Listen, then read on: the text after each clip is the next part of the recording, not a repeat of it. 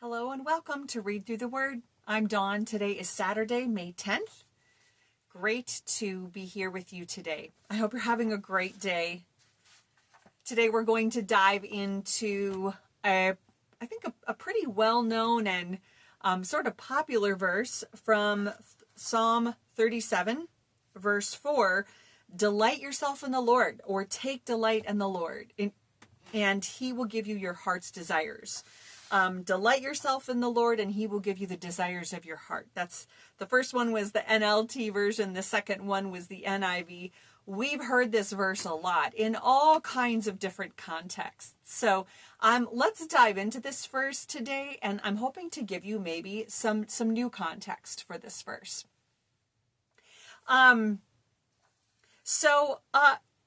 Psalm 37 is interesting because when we often think of this verse of taking delight in the Lord and him giving us our heart's desires, maybe we sometimes have this thought of like things we want in life in general, or things we might be praying for, and that's fine. But I really want us to look at the context of Psalm 37 to give us an idea of what was David thinking about when he wrote this. So let's start with verse 1, Psalm 37:1, and I'm reading from my NIV Bible here. Do not fret because of evil men, or be envious of those who do wrong. For like the grass, they will soon wither. Like green plants, they will soon die away. Trust in the Lord and do good. Dwell in the land and enjoy safe pasture. Delight yourself in the Lord, and he will give you the desires of your heart. And as we read through the rest of Psalm 37, we see a lot of language like this. Commit your way to the Lord. Trust in him, and he'll do this. He'll make your righteousness shine like the dawn, the justice of your cause like the noonday sun. Don't fret when evil men succeed. The wicked men, someday will be no more. The wicked plot against the righteous. The Lord laughs at the wicked. He knows their day is coming. The wicked try to bring down the poor and needy. It says the days of the blameless in verse 18 are known to the Lord. Okay, in times of disaster, they won't wither. The wicked will perish. The wicked borrow and don't repay. So this chapter is all about David's grief that he is seeing around him, that there is wickedness happening and it looks very unjust. And then he talks about kind of the juxtaposition, for example, in verse 30, he says, the mouth of the righteous man brings wisdom. The law of God is in his heart. And then in verse 32, the wicked lie in wait for the righteous, seeking their very lives, but the Lord will not leave them in their power or let them be condemned when brought to trial. In other words, the Lord won't leave the weak and the righteous. He won't just leave them to be kind of swallowed up by the wicked. And then verse 34, wait for the Lord and keep his way. He will exalt you to inherit the land. So he's talking about, and then later he says, consider the blameless, observe the upright. So David is talking in this chapter about the injustice of the wicked looking like they're succeeding. The wicked, are going to take the righteous down, take the innocent down. The wicked get away with it. The wicked have all this wealth. And David is also saying, but God sees the righteous. God sees the innocent. God will be their rescuer. God will contend with the wicked. God will contend with those who do injustice. Okay, that was kind of a long overview of the chapter, but I wanted to set the stage for context as we dive into the next thing here. So when we think of David saying, delight in the Lord, he'll give you the desires of your heart. David is talking about injustice. David is talking about the wicked seeming to prosper. David is saying, I'm being buried here. There are people being buried. And what's going to happen?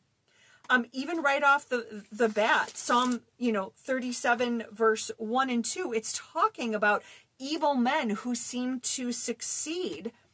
But David says, but trust in the Lord, do good, right?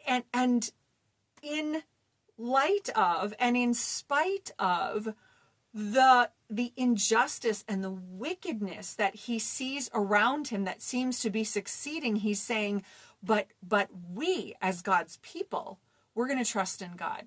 We're going to do good, not evil. Overcome evil with good. Do not return evil for evil, but overcome evil with good.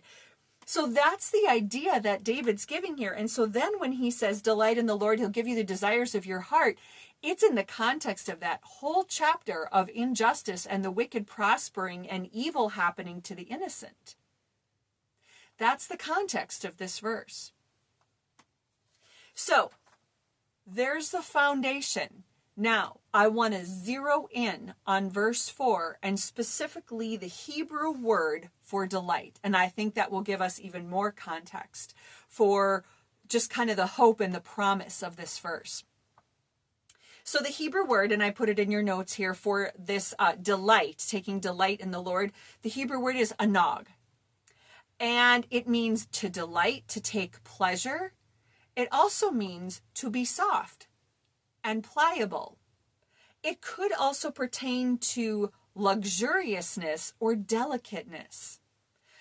The term also can at times refer to excessive indulgence. So just a good reminder that this word could be referring to, a very righteous kind of delight, but it could also be referring to excessive indulgence. So a reminder of the balance between enjoying and indulging.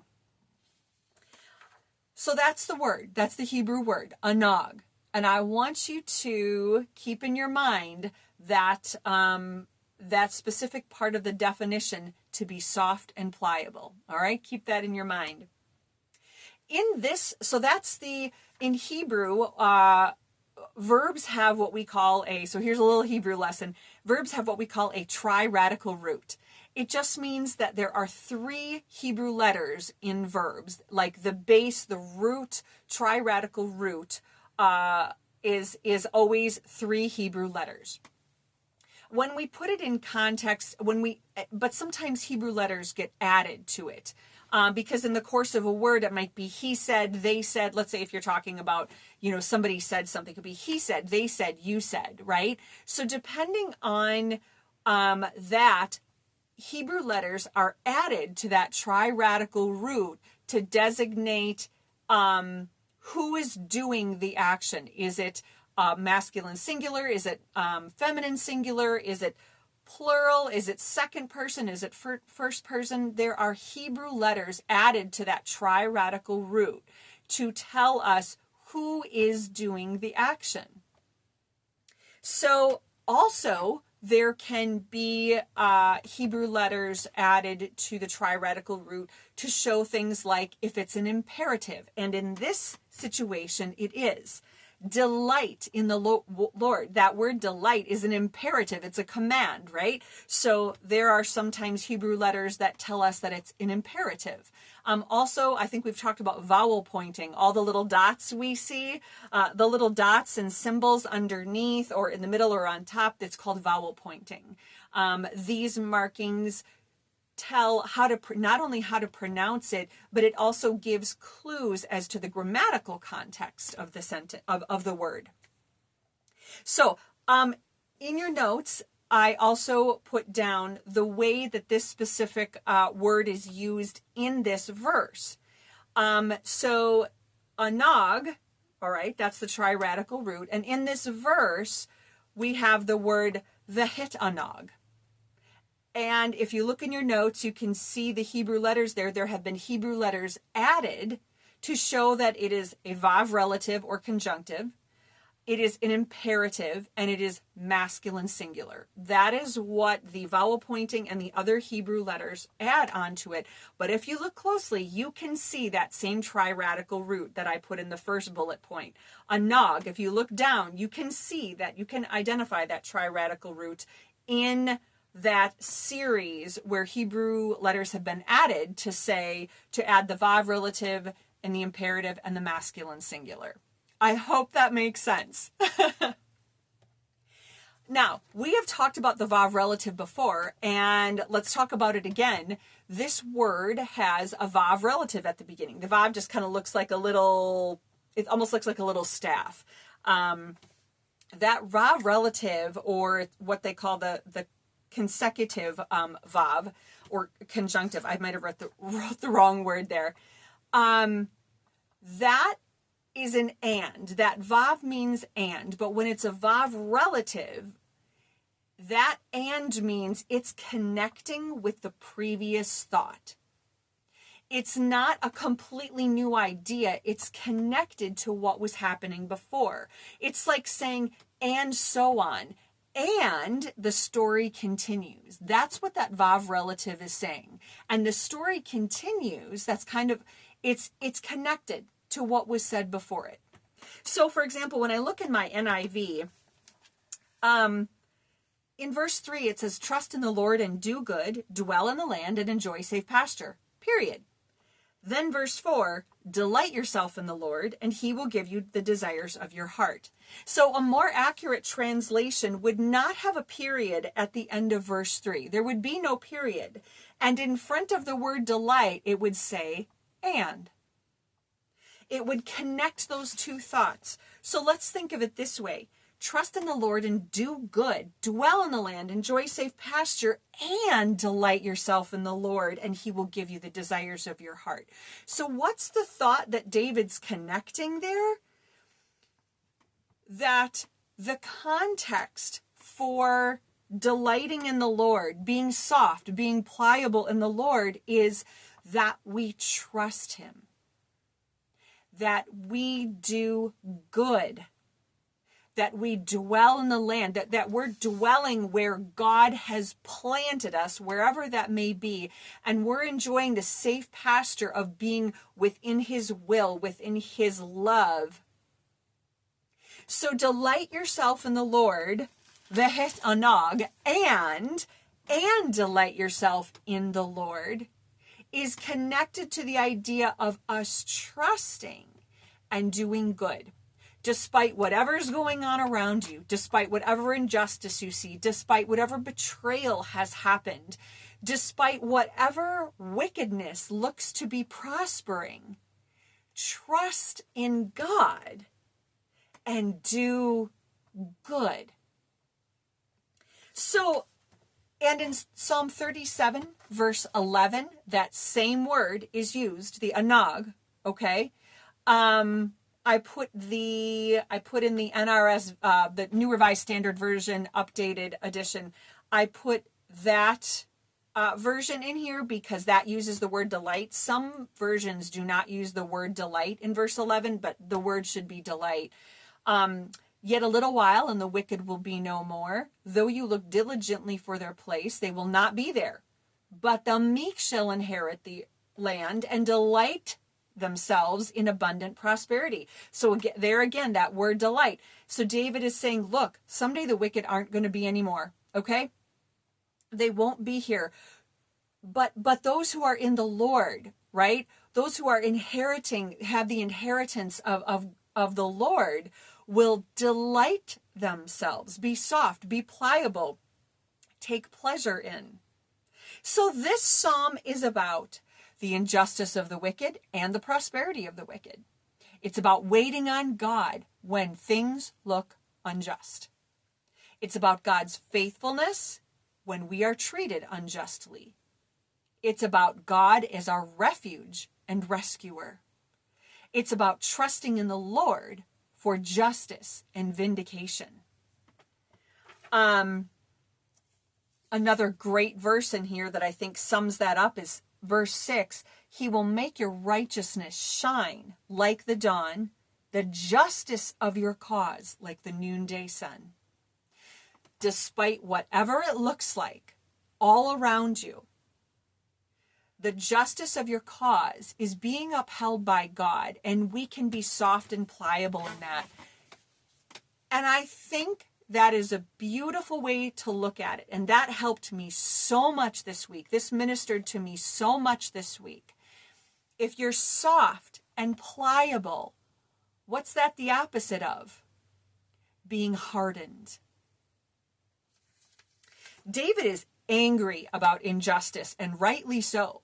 It is not wrong to be angry about injustice. We should be. God is too. So David's not saying to be okay with injustice. He's saying trust that God sees the innocent, that God is their rescuer, and stay soft. Don't let yourself be hardened by the wicked seeming to prosper. And I feel like I needed that message so deeply this week. To remain soft, to trust in the Lord, to do good when it doesn't seem fair, when something is not fair. So, an-naģ, delight yourself in the Lord. wə-hiṭ, an-naģ, delight yourself, stay soft. Let your heart stay soft. Let your heart keep trusting God. Let your heart keep doing good, even when it looks like everything around you is not fair. I hope that helps you today, friends. I hope you can find great delight in your God amidst whatever circumstances you find yourself in. It doesn't mean your feelings will all be happy and pretty. It just means that we can still make the choice to say, I know God's watching and I know He cares. Thanks for joining me here today, friends, and we'll see you next time on Read Through the Word.